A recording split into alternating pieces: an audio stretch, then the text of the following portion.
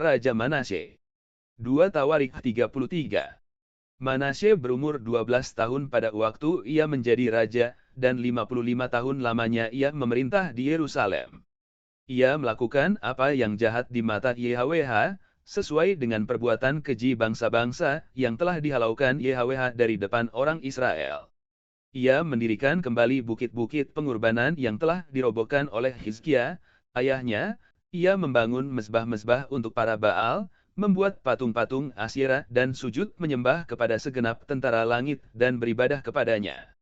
Ia mendirikan mezbah-mezbah di bait YHWH, walaupun sehubungan dengan bait itu YHWH telah berfirman, di Yerusalem namaku akan tinggal untuk selama-lamanya. Dan ia mendirikan juga mezbah-mezbah bagi segenap tentara langit di kedua pelataran bait YHWH. Bahkan, ia mempersembahkan anak-anaknya sebagai kurban dalam api di Lebak Ben Hinnom. Ia melakukan ramal, telaah dan sihir, dan menghubungi para pemanggil arwah dan para pemanggil roh peramal. Ia melakukan banyak yang jahat di mata YHWH, sehingga ia menimbulkan sakit hatinya.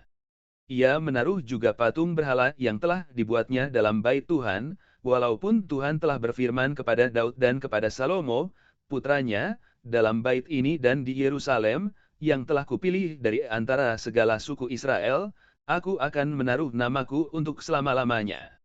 Aku tidak akan membuat pula orang Israel berjejak keluar dari tanah yang telah kutentukan untuk nenek moyangmu, asal saja mereka melakukan dengan setia segala yang telah kuperintahkan kepada mereka dengan perantaraan Musa, yakni segala hukum, ketetapan dan peraturan.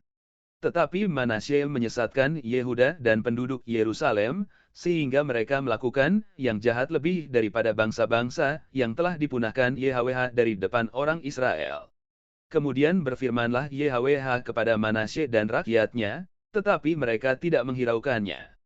Oleh sebab itu YHWH mendatangkan kepada mereka panglima-panglima tentara Raja Asyur yang menangkap Manasye dengan kaitan, membelenggunya dengan rantai tembaga dan membawanya ke Babel. Dalam keadaan yang terdesak ini, ia berusaha melunakkan hati YHWH, Tuhannya. Ia sangat merendahkan diri di hadapan Tuhan nenek moyangnya, dan berdoa kepadanya. Maka YHWH mengabulkan doanya, dan mendengarkan permohonannya.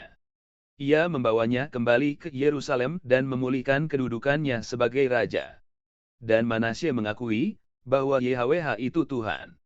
Kemudian ia mendirikan tembok luar pada kota Daud, di sebelah barat Gihon, di lembah, sampai dekat pintu gerbang ikan, mengelilingi Ovel. Tembok itu dibuatnya sangat tinggi. Ia menempatkan juga panglima-panglima perang di tiap kota kubu di Yehuda.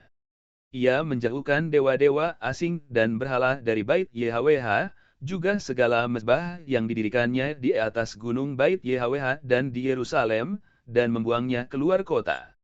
Ia menegakkan kembali mezbah YHWH, mempersembahkan kurban keselamatan dan kurban syukur di atasnya, menyerukan kepada Yehuda untuk beribadah kepada YHWH, Tuhan Israel. Walaupun demikian, rakyat masih mempersembahkan kurban di bukit-bukit pengorbanan, tetapi hanya kepada YHWH, Tuhan mereka. Selebihnya dari riwayat Manasye, doanya kepada Tuhannya, dan ucapan-ucapan para pelihat yang berkata-kata kepadanya dengan nama YHWH, Tuhan Israel, sesungguhnya semuanya itu terdapat dalam riwayat raja-raja Israel. Doanya dan pengabulan doanya, segala dosa dan ketidaksetiaannya, semua tempat di mana ia telah membangun bukit-bukit pengorbanan, serta mendirikan tiang-tiang berhala, dan patung-patung sebelum ia merendahkan diri, sesungguhnya semuanya itu tertulis dalam riwayat para pelihat. Kemudian Manasye mendapat perhentian bersama-sama dengan nenek moyangnya, dan ia dikuburkan di dalam istananya. Maka Amon, putranya, menjadi raja menggantikan dia.